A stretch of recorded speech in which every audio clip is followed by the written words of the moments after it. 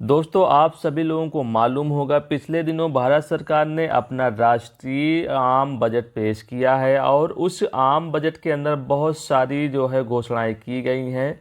हमारे देश की जो वित्त मंत्री आदरणीय श्रीमती निर्मला सीतारमण जी ने कई सेक्टरों को लेकर कई बड़ी बड़ी घोषणाएं सौगातें दी हैं।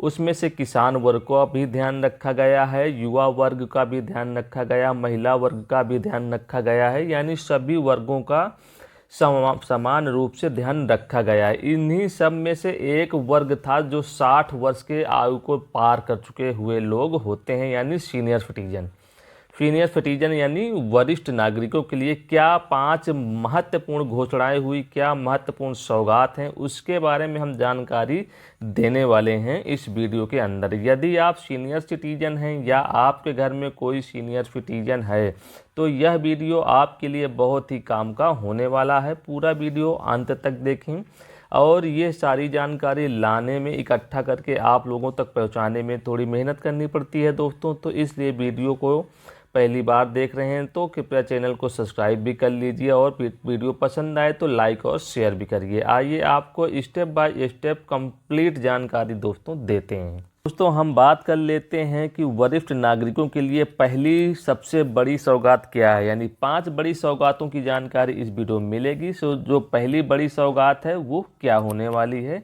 तो आप सभी लोग सुन लीजिए इसको अच्छे से। वरिष्ठ नागरिकों को जो आयकर देना पड़ता था, यानी अभी तक 7 लाख रुपए तक की अगर आपकी कमाई है तो कोई टैक्स नहीं देना होता था सीनियर सिटीजन को।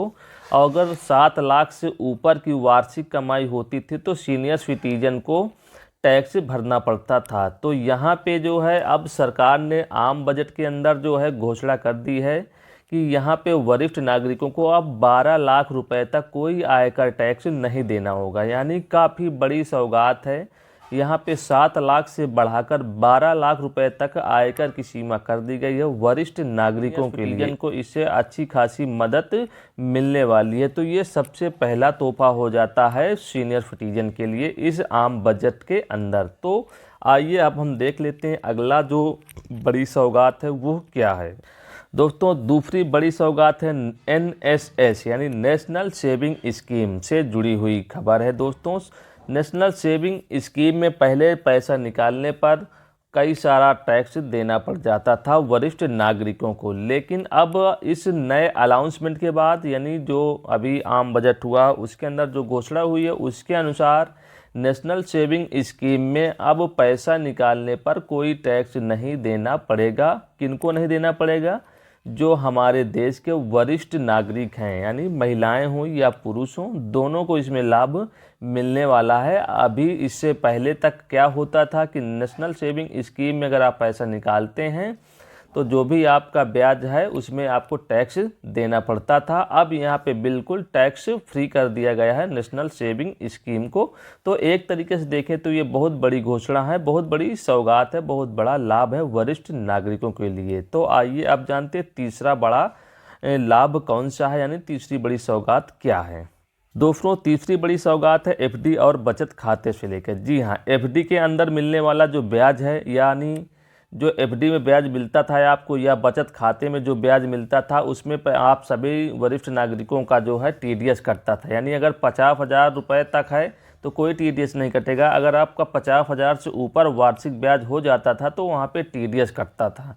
तो इससे वरिष्ठ नागरिकों के लिए समस्याएं होती थी, उनका पैसा काफ़ी सारा TDS के रूप में कट जाता था। अब यहाँ पे सरकार ने नई सुविधाएं वरिष्ठ नागरिकों के लिए इस आम बजट में दी हुई है। अब आपका जो TDS कटने की सीमा है उसको 50,000 से बढ़ाकर 1 लाख रुपये किया गया है।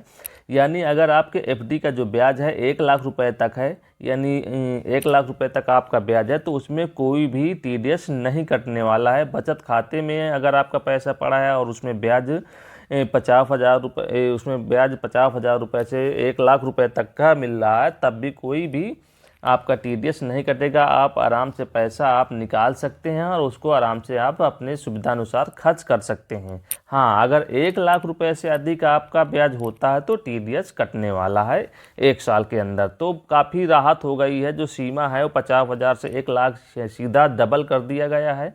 तो देखा जाए तो ये तीसरी बड़ी घोषणा है, बहुत बड़ी सौगात है वरिष्ठ नागरिकों के लिए दोस्तों।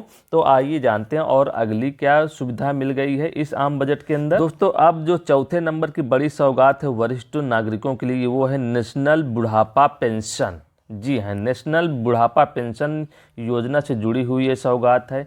अब इसमें क्या है, यह योजना दोस्तों गरीबी रेखा से नीचे रहने वाले बुजुर्गों के लिए चलाई जाती है। इसके अंदर होता क्या है दोस्तों, 60 वर्ष से अधिक यानी 60 वर्ष से लेकर 79 वर्ष तक के वरिष्ठ नागरिकों को, वरिष्ठ व्यक्तियों को 200 रुपये प्रति माह की पेंशन दी जाती है।